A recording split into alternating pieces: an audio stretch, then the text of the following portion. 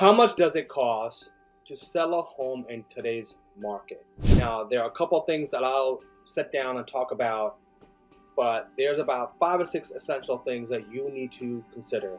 Number one, it is going to be the real estate commission. How much are you paying real estate commission? And it could vary from 1% to whatever the real estate agent is charging. So again, real estate commission. The second one is going to be the closing cost, right?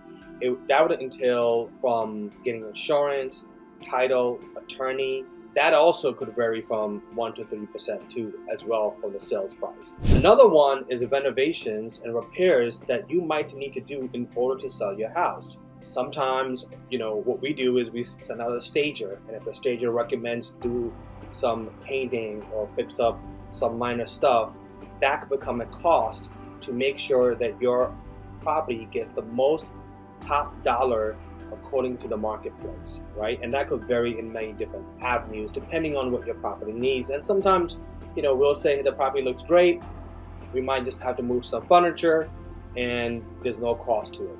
The next one is marketing expense.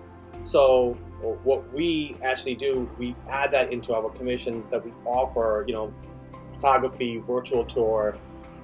We also provide cruises for our clients, and sometimes we'll actually do the pre-home inspection too as well, to making sure that we don't come up with any kind of issue. So marketing cost is also another one.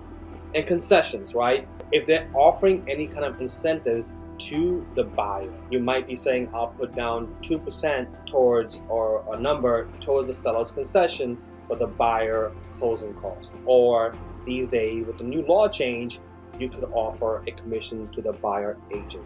So again, that's another one. And then moving cost. Moving cost is obviously going to be an expense on your end. You want to move as much as possible. So making sure that you add that cost. And the last one is going to be city and state. Depending on your city and state, I'm going to use Yonkers for example.